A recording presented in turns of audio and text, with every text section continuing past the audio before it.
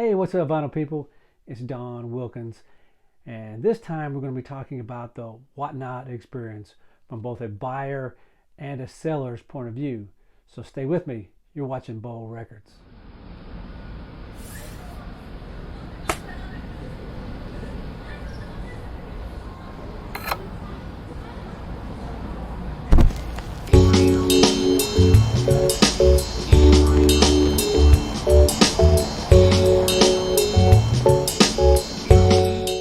Hey, welcome back, vinyl people.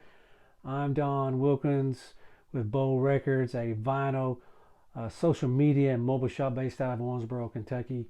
And that is, as I said in the opening, we're going to be talking about the Whatnot experience from both a seller and a buyer's perspective.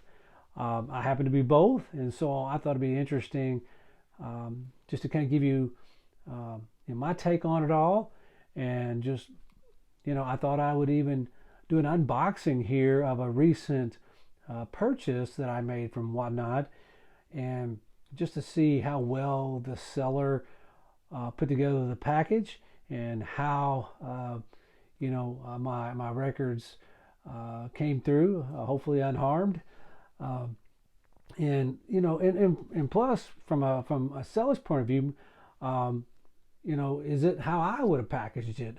Um, you know, because it's one of those things, where I know what I look for whenever um, whenever I'm wanting to sell. I mean, as far as what I need to be able to get the package safely to my buyer.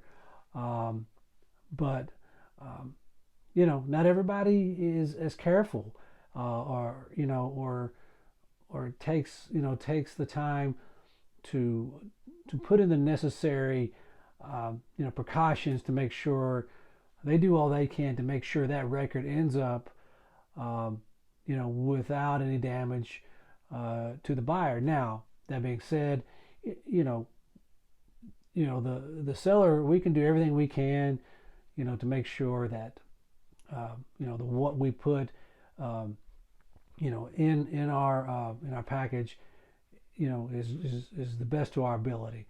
But post office, unfortunately, loses things. Sometimes they're not very careful with things. But there are things we can do to hopefully, as far as damage, control that as much as possible. So I've got this package that I just received in the mail. So I'll start from the buyer's perspective, and so I figured I would do the unpackaging. But before that, of course, there are some things here just on the outside that's I want to point out. And one is this is a good thing right here. They put the fragile sticker on there. I put these on mine. Actually, I put mine on the front and back. This one doesn't have one on the back, but that's okay. It's been a little nitpicky, right? And then the other test is the shake test, because you don't want to hear anything moving around in this box if at all possible. Yeah. So that's a good sound, which is no sound, right? You don't want to hear anything moving inside because that record moving around in there is not a good thing, and so that's the last thing you want to hear if at all possible. So it looks like a decent tape job on here. Apparently they found some eBay tape, or they may sell on eBay, so they're using the eBay box tape. So let's give her an open and see. Hopefully we have what I ordered and not damaged to any point. I don't see any places on the box that looks damaged or dinged or anything, so that is good. And with these flat boxes, the post office usually knows not to set anything on top of this. This is media mail, so you're not going to get these, within a day or two. It may take sometimes 4 or 5 days to get the media mail, but most of the time there's nothing in here, that you need within a day or two. So I've got her open here. And so, okay, so this is a little different than what I do. This seller, and put in the bubble wrap. I typically put two pieces of cardboard, one on this side and then one on the back side of the records to protect them. I mean, the bubble wrap, isn't bad, but I think I would have preferred to see the cardboard protecting it a little more. So what I ordered here, I ordered 2 records. And this first one is, let's see here, let's take it out of the box here. Yeah, you just put bubble wrap on both sides. So you can see the bubble wrap that came in. So, but so far it doesn't look bad. I ordered 2 records from the same seller. This is Coolio's Fantastic Voyage from 1994. It was a single. I got it for it was $5. Started off at $1, and so I got into this little bidding war with somebody on this Whatnot auction, and I think it bid up to $5, and I ended up getting it. And with shipping, it was like a total of $6. Okay. So not bad on this. And then let me pull it out before I show you the other record. Tommy Boy Records. And this is, like I said, Coolio's Fantastic Voyage. Of course, Coolio passed away recently, but let's see here. Let me get it out here. And so very, very, very nice. So you're talking about, this is a strong BG plus vinyl. So very happy with this.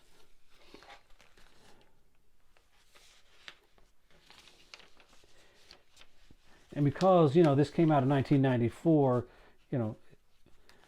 these 90s records, you've heard me talk about how they're not easy to come by. So I jumped at this, it's at $5, to me it was a good buy. It was a good deal.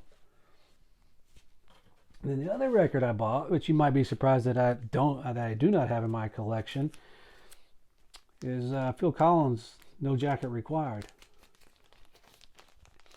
This album is still in the shrink, and so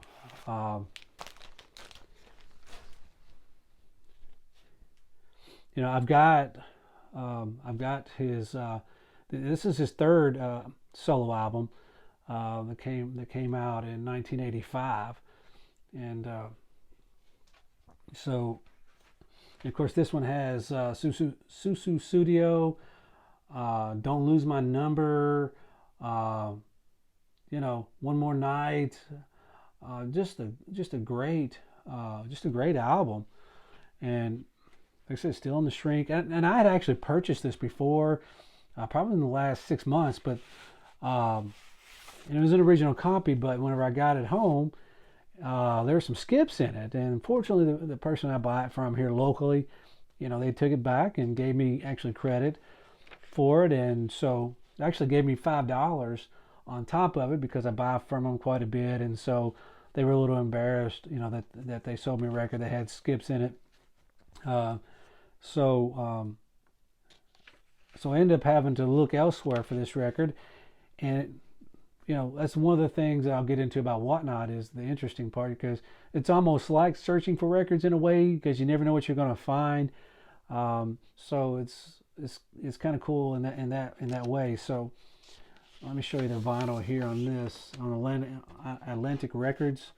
This is, strong BG plus all the way around. So I don't have any worries about this particular album skipping or having any crackles with it or anything. And this is an original pressing. And in that auction, he started out at $10, and I was the only one who bid on it. And so I ended up getting it for $10, and then with shipping and taxes, it put it up to about 15, a little over $15. Um, but this album, I believe, is a reissue. You probably go to Walmart or one of these other big box stores. It's going to run you $20, $25, and it's going to be a reissue. So to be able to get this original Phil Collins record, for $15 in this shape, I mean, why wouldn't you, right? And so it's a great addition to my own collection, and I'm very happy to have it. And despite the seller not putting in the square pieces of cardboard that I generally like to see, um, the record came through. The records came through unharmed and undamaged, and as far as I can tell, I'm very happy with that. So, um, it's one of those things where, um, you feel like you're taking a chance whenever you're buying something from somebody you don't know, you can't touch or feel the record. Um, but that's one of the to me, one of the positive things about the live Whatnot videos is that you can see the records more because because you're seeing it live, and usually the sellers will say, okay, this has some light scratches or some scuff marks, or they'll say, I've listened to it, it sounds great, and there is an incentive, for the seller, because if they're telling you something that's not true about the album, if they say, this is a mint album, but you get it and it's, clearly not, then their ratings can be affected, and so not so not many people will want to buy from them, or potentially, depending on how often they do it, or they misrepresent the album, Whatnot could kick them off. So there's an incentive to want to make sure that as a buyer or as a seller, you give the person what they're paying for, and so that's something that I try to do as a seller as well. Make sure that I'm representing that album. Um, what I am showing to sell. That if it's a VG, I need to say it's a VG, or label it as VG. Um, or if it's or show them the album cover and show them the dings, or any scuff marks or whatever it may be. So that's the main thing, just being honest and credible, and so that way people will keep buying from you.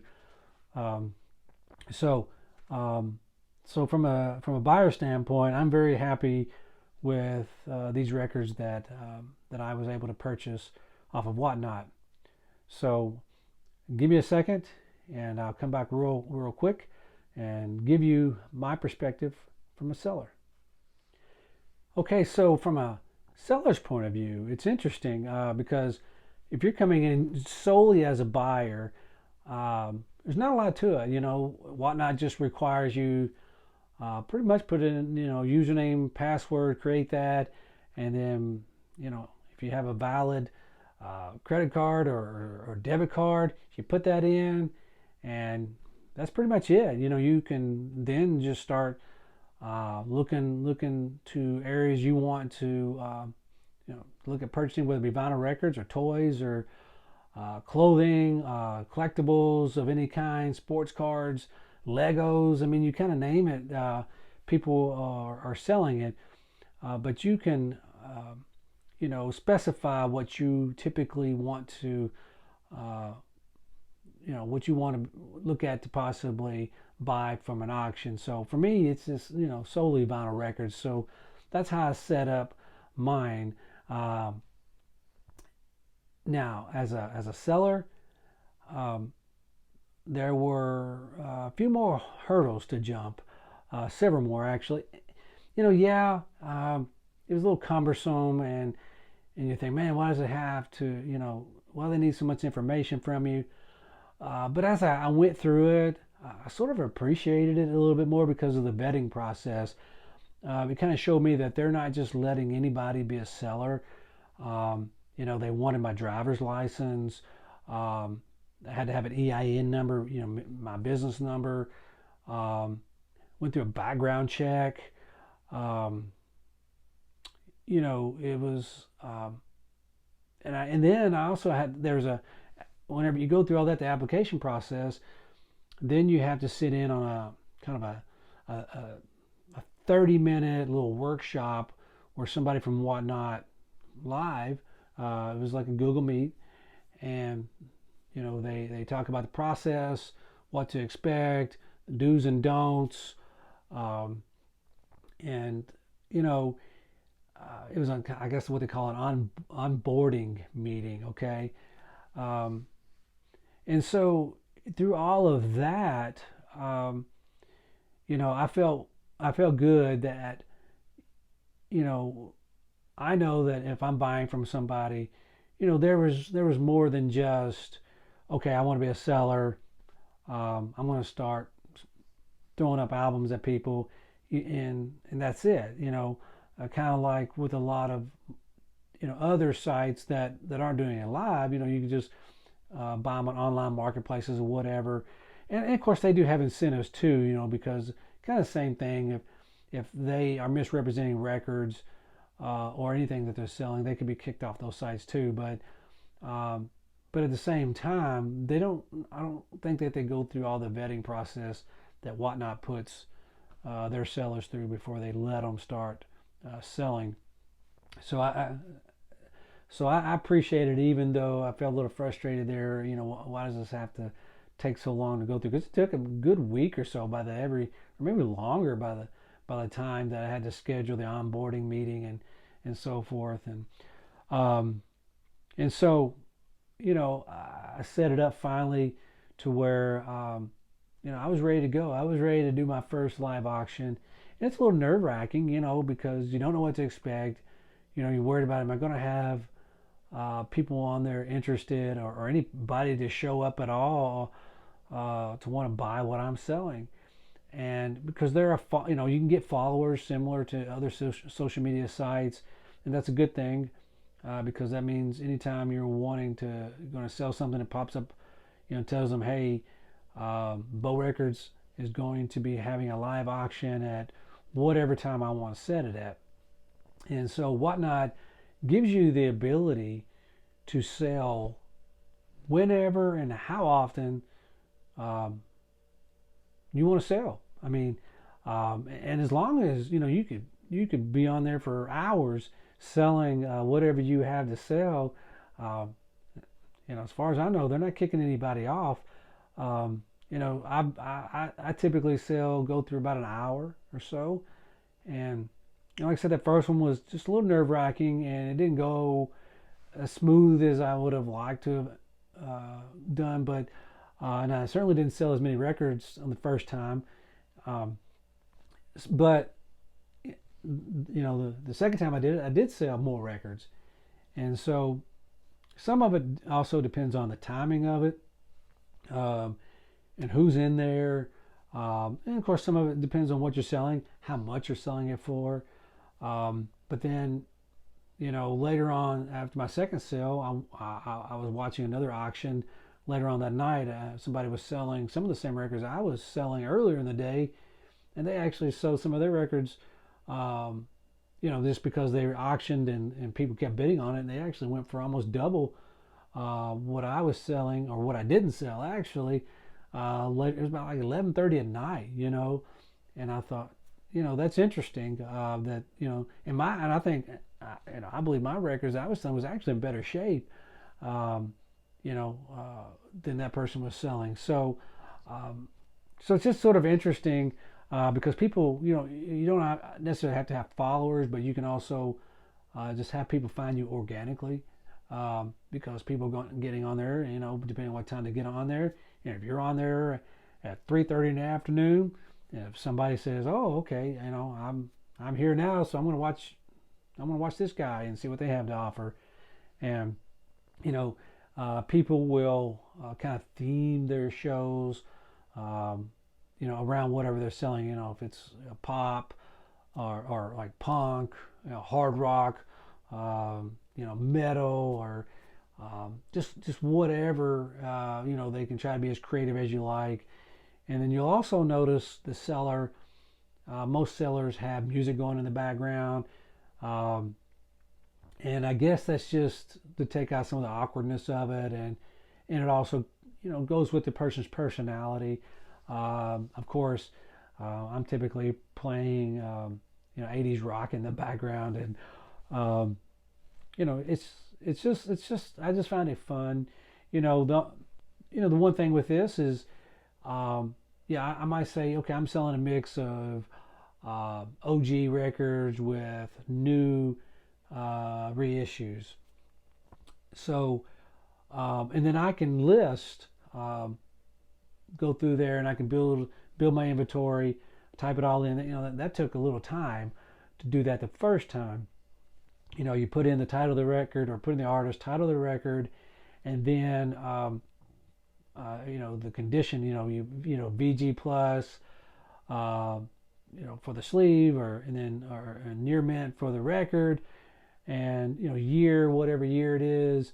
Um, and you can also add the photo of the albums to that inventory.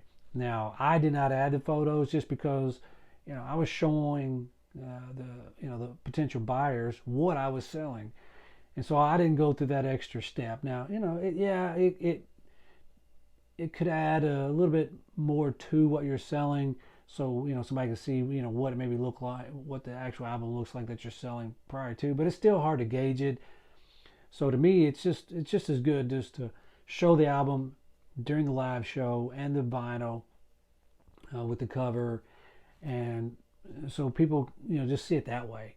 So um, so once I created that inventory, the cool thing is, one of the best things I found is, like, so for my next show, I still had, I think I put up 40 records, and came back, and I sold like 10 records, something like that, over the course of a couple of shows. And so I had like 30 records I still had left.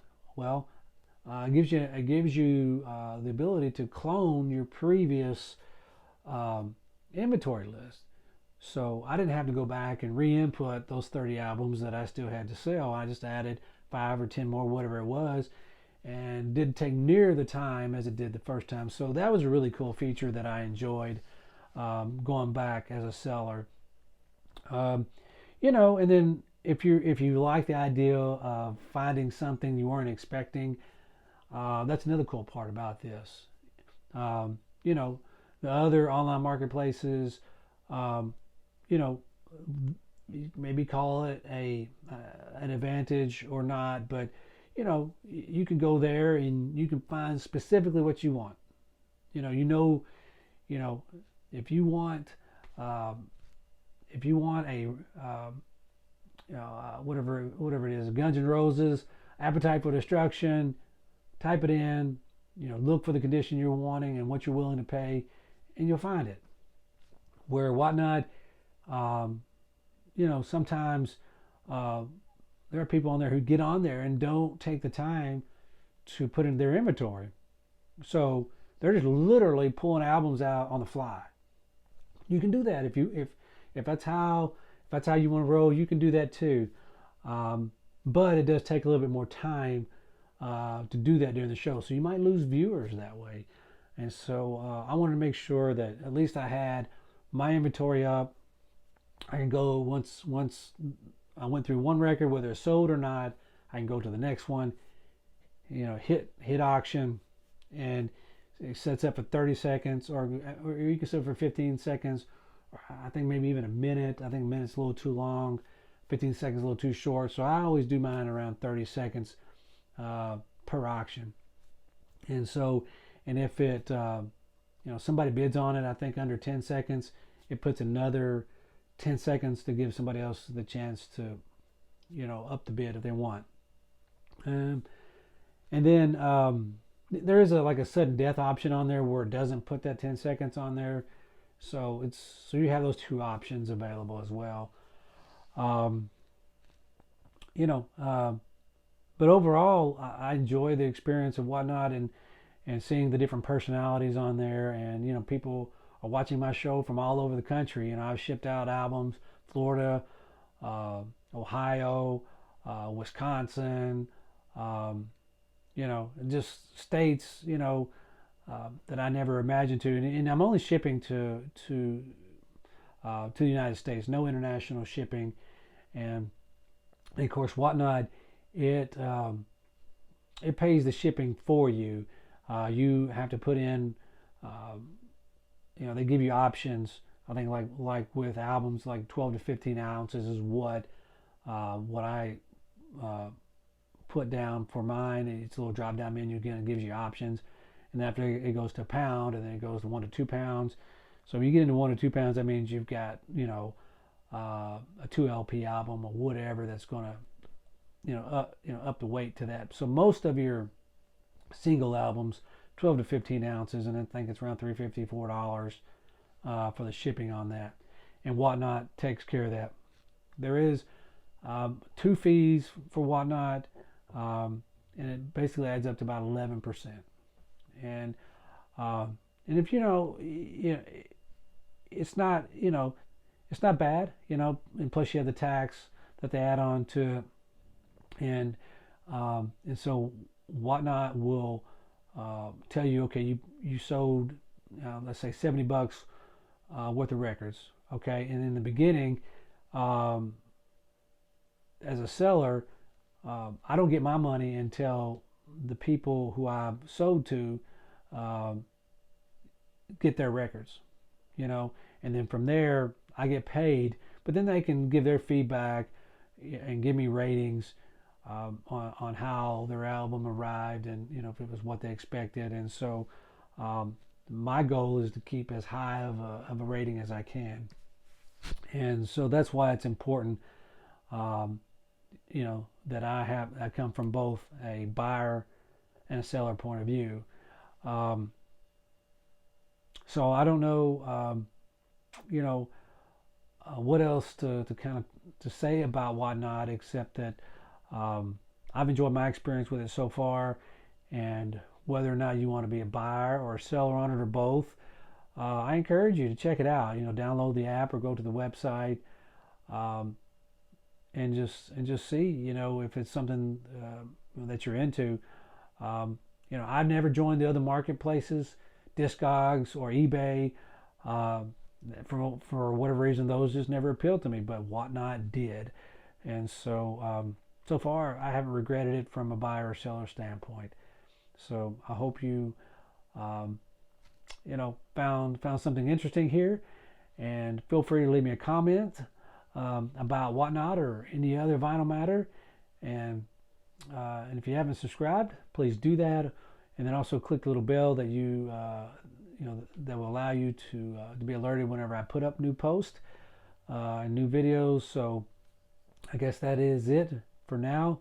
I'm Don Wilkins for Bow Records. I'm out.